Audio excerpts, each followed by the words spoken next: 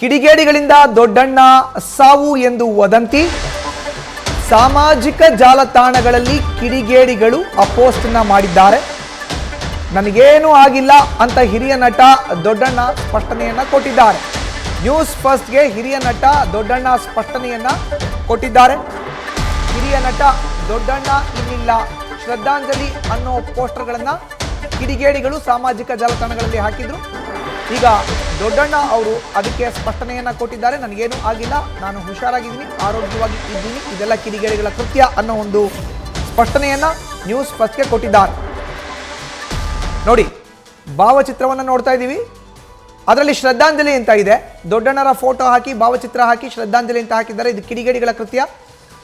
ಇನ್ನು news first ಜೊತೆ ಮಾತನಾಡೋದಕ್ಕೆ ಹಿರಿಯ ನಟ ದೊಡ್ಡಣ್ಣ ಅವರೇ ದೂರವಾಣಿ ಸಂಪರ್ಕಕ್ಕೆ ಸಿಕ್ಕಿದ್ದಾರೆ. ದೊಡ್ಡಣ್ಣ ಅವರೇ ನಮಸ್ಕಾರ.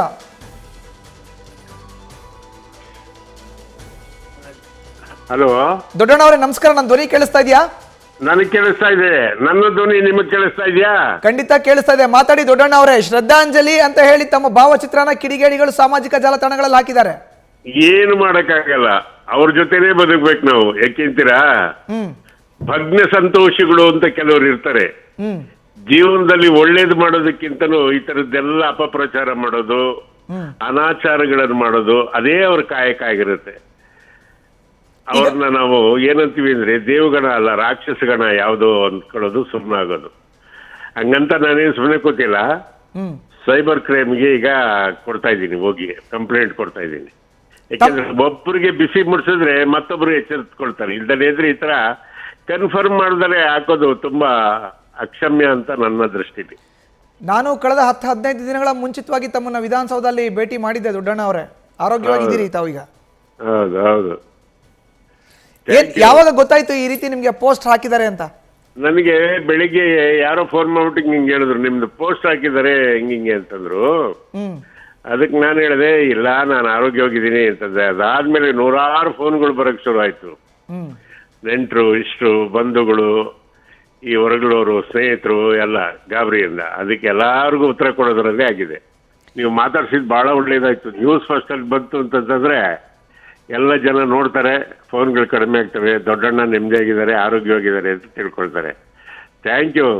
ದೊಡ್ಡಣ್ಣ ಅವರೇ, ತಾವು ಹಿರಿಯ ನಟರು, ಈ ತರ ಕೃತ್ಯ ಮಾಡೋ ಅಂತ ಕಿಡಿಗೇಡಿಗಳಿಗೆ ಅಥವಾ ಒಂಥರ ಸೋಷಿಯಲ್ ಆಂಟಿ ಎಲಿಮೆಂಟ್ಸ್ಗೆ ಏನ್ ಹೇಳಕ್ ಇಷ್ಟಪಡ್ತೀರಿ ಈ ಸಂದರ್ಭದಲ್ಲಿ? ಈ ರೀತಿ ವದಂತಿನೆಲ್ಲ ಹಬ್ಸೋದು ಎಷ್ಟರ ಮಟ್ಟಿಗೆ ಸರಿ ಅಂತೀರಿ, ತಪ್ಪಂತೀರಿ?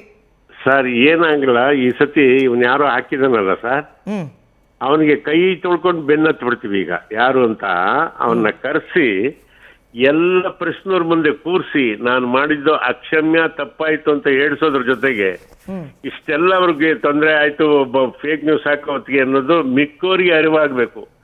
ಆ ತರ ಮಾಡಬೇಕು ಅನ್ನೋದೇ ನನ್ನ ಒಂದು ಇದು ಬಂದ್ಬಿಟ್ಟಿದೆ. ಈಗ ಅವ್ರ ಮೇಲೆ ಕೋಪ ಬಂದಿದೆ.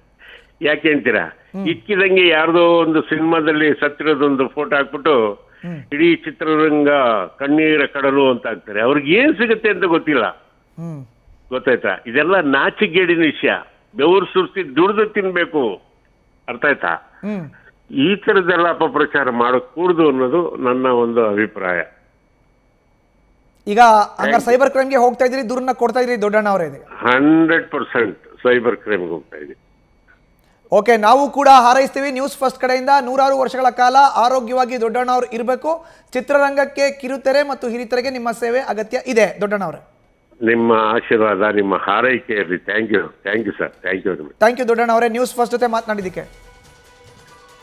ಇದು ದೊಡ್ಡಣ್ಣ ಅವರ ರಿಯಾಕ್ಷನ್. ನ್ಯೂಸ್ ಫಸ್ಟ್ ಜೊತೆ ದೂರವಾಣಿ ಮೂಲಕ ದೊಡ್ಡಣ್ಣ ಅವರು ಮಾತನಾಡಿದ್ದಾರೆ. ನನಗೇನು ಆಗಿಲ್ಲ, ಆರೋಗ್ಯವಾಗಿ ಇದ್ದೀನಿ, ಇದೆಲ್ಲ ಕಿಡಿಗೇಡಿಗಳ ಕೃತ್ಯ, ಸೈಬರ್ ಕ್ರೈಮ್ಗೆ ಹೋಗ್ತೀನಿ, ದೂರನ್ನ ಕೊಡ್ತೀನಿ, ಇಂಥವ್ರಿಗೆ ಪಾಠವನ್ನು ಕಲಿಸ್ತೀನಿ ಅನ್ನೋ ಒಂದು ಮಾತನ್ನ ನ್ಯೂಸ್ ಫಸ್ಟ್ ಮೂಲಕ ನಾಡಿನ ಜನತೆಗೆ ತಿಳಿಸಿದ್ದಾರೆ.